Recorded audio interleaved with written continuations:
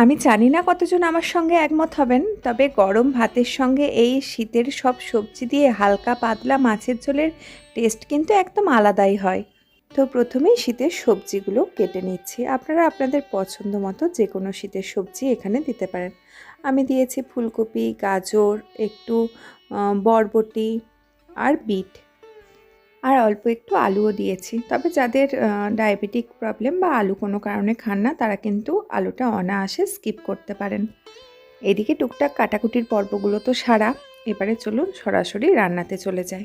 প্রথমেই কড়াতে নিয়ে নিচ্ছি খুব সামান্য সর্ষের তেল। তেলটা ভালো মতো গরম হয়ে গেলে এর মধ্যে অল্প একটু নুন ছড়িয়ে দিচ্ছি, তাহলে আনাজগুলো দিলে না চারিদিকে ওই জলটা ছিটকায় না। আনাজগুলো যেহেতু জলে ভেজানো আছে, জল থেকে আগের থেকে ছেঁকে রাখলে নুনটা না দিলেও চলবে। গ্যাসটা কিন্তু হাই ফ্লেমে আছে, আর কোনো রকম চাপা দেব না এই সময়।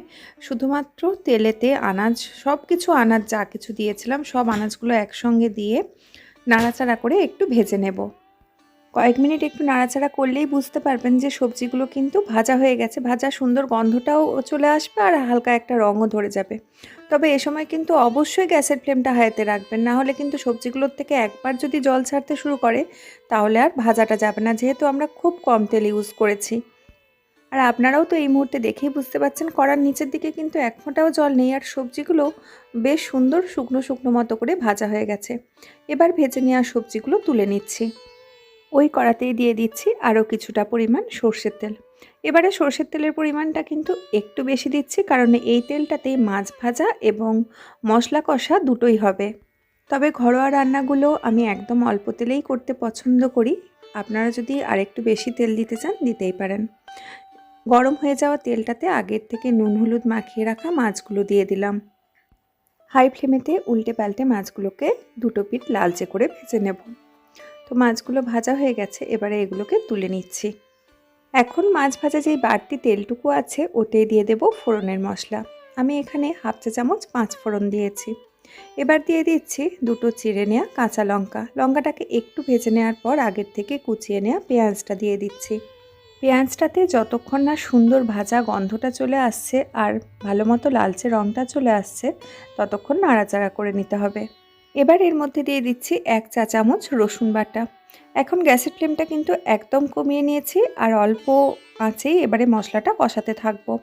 যেহেতু অল্প তেলেই আমি রান্নাটা করছি, তাই সময়টা একটু বেশি লাগে। যখন রসুনটা বেশ ভালো মতো কষানো হয়ে যাবে আর একটা গন্ধ উঠে যাবে, এবার এর মধ্যে দিয়েছি আদা, জিরে, ধনে আর কাঁচা লঙ্কা বাটা।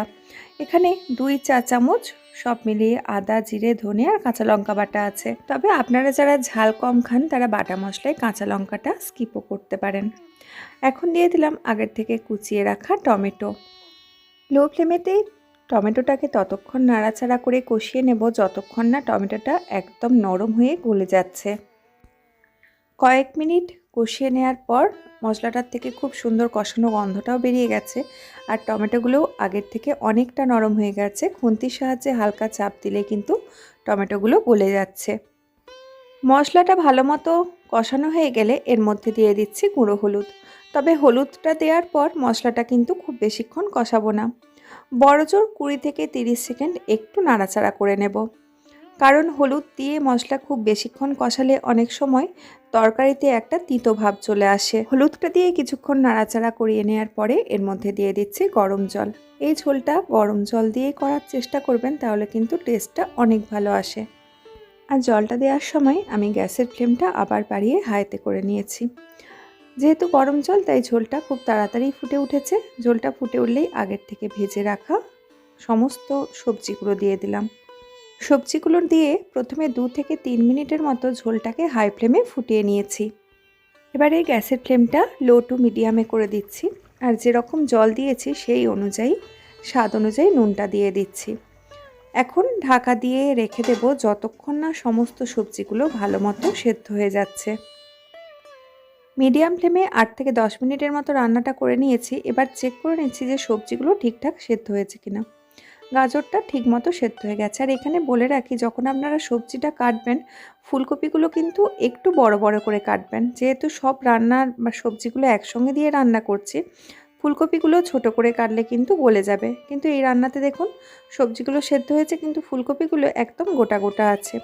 এবারে এর মধ্যে দিয়ে দিলাম আগের থেকে ভেজে রাখা মাছ, আর দিয়ে দিচ্ছি একটু বড় করে টুকরো করে নেওয়া ক্যাপসিকাম আর ধনেপাতা কুচি।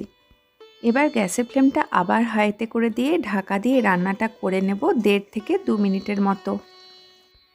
তারপর এক থালা গরম ভাত আর এই গরম মাছের ঝোলটা নিয়ে বসে পড়ুন। আজকে অল্প তেলে হালকা পাতলা এই মাছের ঝোলের রেসিপিটা কেমন লাগলো জানাবেন। দেখা হবে পরের দিন আবার নতুন কোনো রেসিপি নিয়ে। ততক্ষণ সবাই সুস্থ থাকুন, ভালো থাকুন, সঙ্গে থাকুন।